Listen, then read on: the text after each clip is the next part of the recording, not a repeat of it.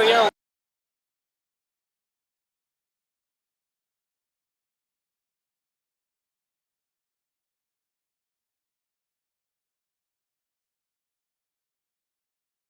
Okay भैया, okay, चालू कर दो. बोला आज संत मुक्ताई पालखी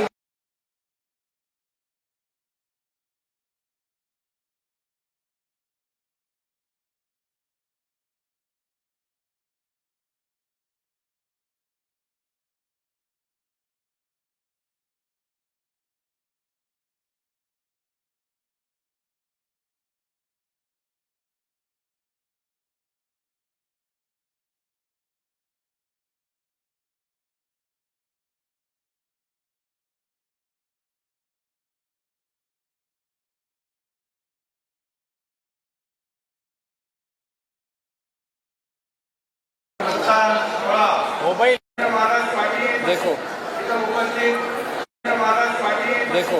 इथं उपस्थित गिरीश भाऊ आहेत, गुलाबराव आहेत, एकनाथराव खडसे आहेत, चंद्रकांत पाटील, चंद्रकांत सोनावणे, अक्षय भोसले, पंजाबराव पाटील, समाधान मानस महाजन आणि माझ्या सगळ्या लाडक्या बहिणींनो आणि लाडक्या भावांनो, लाडके सर्व वारकरी भक्तगण आणि भक्ती पंथावर चालत असलेले सर्व टाळकरी, माळकरी, वारकरी सगळ्यांचं मनापासून मी या ठिकाणी स्वागत करतो. मनापासून आपल्याला या ठिकाणी शुभेच्छा देतो. मला वाटतं 650 किलोमीटर या ठिकाणी हे पंढरपूर आणि सगळ्यात आधी ही आपली पालखी दिंडीतून झाली आणि खऱ्या अर्थाने संत मुक्ताई माऊलीच्या कृपेने या ठिकाणी आशीर्वादाने या पवित्र भूमीत आपण जमलोय. 318 वर्ष आणि म्हणून मी सगळ्यांना शुभेच्छा इथं द्यायला आलोय. तापी तीरापासून भीमा तीरापर्यंतच्या या पवित्र पंढरपूर वारीचा प्रस्थान सोहळा या ठिकाणी सुरू झालेला आहे आणि आजचा दिवस अतिशय सगळ्यांसाठी पवित्र आणि संदेचा दिवस आहे. पवित्र क्षण पण आहे आणि सगळ्यांच्या आयुष्यातला सोन्याचा दिवस आहे आणि म्हणून मुक्ताई संत महात्म्यांची बहीण, आपल्या सर्वांची पहिली बहीण संत मुक्ताई माऊलीने आपल्या उपदेशातून महाराष्ट्राच्या प्रत्येक बहिणीला, भगिनीला आपलं केलं. आपल्या लाडक्या बहिणींना अभंग रचले, विश्वास तत्वज्ञान सांगितलं आणि त्यामुळे या लाडक्या बहिणीचा माझी प्रस्थान सोहळा सगळ्यांसाठी गव्हर्नमेंटचा आहे, सगळ्यांसाठी अतिशय महत्वाचा आणि श्रद्धेचा आहे. खरं म्हणजे वारीचा मार्ग सत्याचा, सन्मानाचा आणि आत्मशांतीचा. खरं म्हणजे सर्व माझे लाडके वारकरी वाजत गाजत पंढरीची वाट करू लागलेली आहे आणि मी देखील आम्ही सगळेच अनेक वर्ष पंढरपूरला जातो आणि पंढरपूरला आषाढी कार्तिकीला गेल्यानंतर एक वेगळा आनंद, एक समाधान आणि त्या ठिकाणी जे काही पांडुरंगाचं नामस्मरण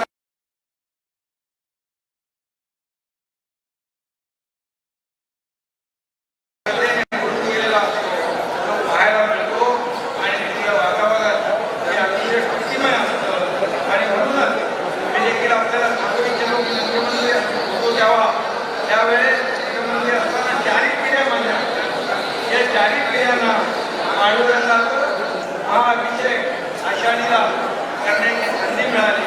खरं म्हणजे हे सर्व तुमच्या महाराष्ट्राच्या तमाम जनतेचं, वारकऱ्यांचं, लाडक्या बहिणी, लाडके भाऊ, लाडके शेतकरी सगळ्यांचं या ठिकाणी आशीर्वाद आहे आणि म्हणून तुमच्या प्रेमामुळे या ठिकाणी हे झालेलं आहे आणि म्हणून ज्ञानोबा माऊलीने लावलेल्या ज्ञान दिव्याचा प्रकाश महाराष्ट्रावर पडून यंदा पावसाळा चांगला हो, चांगला पाऊस पडू दे, चांगलं पीक येऊ दे, माझ्या बळीराजाला सुखी होऊ दे, समृद्ध होऊ दे आणि या ठिकाणी महाराष्ट्राला लाभ होऊ दे, समृद्ध होऊ दे असे या ठिकाणी साकडं आदिशक्ती मुक्ताईला घालतो. आणि म्हणूनच या प्रवासातल्या अडचणी मला माहीत आहे आणि म्हणून गेल्या वर्षी त्याच्या अगोदरच्या वर्षी देखील या ठिकाणी त्याचं नियोजन करायचं असं मला म्हणाले की वारकरी आपल्या ज्या निधी आहेत त्यांना अनुदान देण्याचं सरकारने या ठिकाणी सुरू केलं. या ठिकाणी बघा आम्ही काय उपकार करतो खरं म्हणजे ही आमची जबाबदारी आहे, सरकारची जबाबदारी आहे.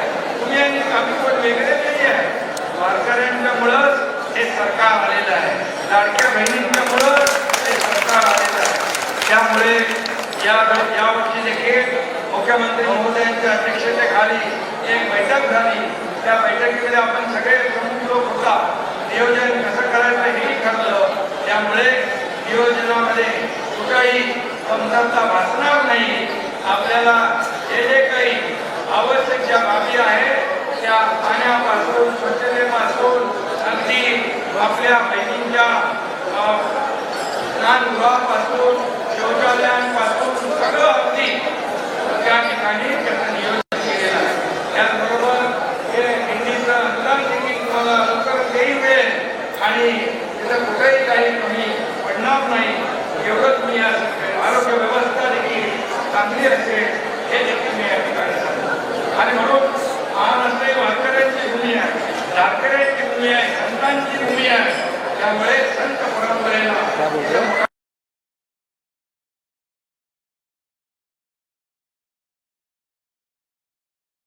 आणि आम्ही जरी राजकीय मंडळी असतो पण तरी सुद्धा राजकीय अधिष्ठानापेक्षा तुमचं धार्मिक अधिष्ठान, आध्यात्मिक अधिष्ठान आमच्यापेक्षा वरचं आहे. आणि म्हणून विठुनामात तल्लीन होणारे वारकरी आमचं खरं प्रेरणास्थान आहे. आणि म्हणूनच ही प्रेरणा ऊर्जा घेऊन तुम्ही निघालेला आहात. मला कुठेतरी सांगितलं महाराष्ट्र ही संतांची भूमी.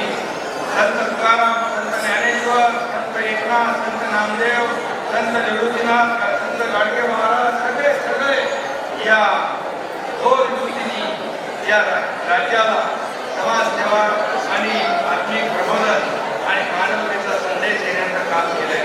सर्वांच्या कल्याणासाठी जीवन समर्पित करण्याचा संदेश या ठिकाणी दिलेला आहे. आणि म्हणूनच मी आपल्याला एवढंच सांगतो, जे जे आपल्या मनात आहे, जे जे आपल्याला आवश्यक आहे, प्रत्येक दिंडीला या ठिकाणी सगळ्या मार्गाने दिंड्या निघतील पण पोचणार पांडुरंगाच्या दारामध्ये.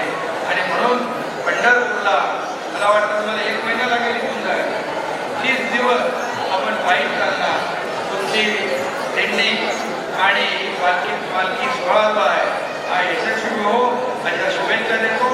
आणि एवढंच सांगतो पांडुरंगाकडे की या संपूर्ण वारकरी संप्रदाय, शेतकरी, कष्टकरी, कामगार, माझ्या बहिणी, भाऊ सगळ्यांच्या जीवनामध्ये आनंदाचे दिवस येऊ दे. महाराष्ट्राच्या विकासाची पताका अशीच फडकत राहू दे एवढीच विनंती करतो. पुन्हा एकदा मी सगळ्यांना मनापासून शुभेच्छा देतो. बोला पुंडलिक वरदे हर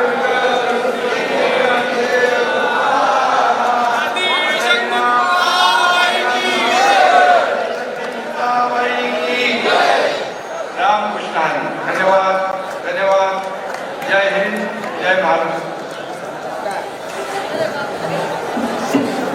सर्वांच्या वतीनं आदरणीय उपमुख्यमंत्री महोदयांचे पालकमंत्री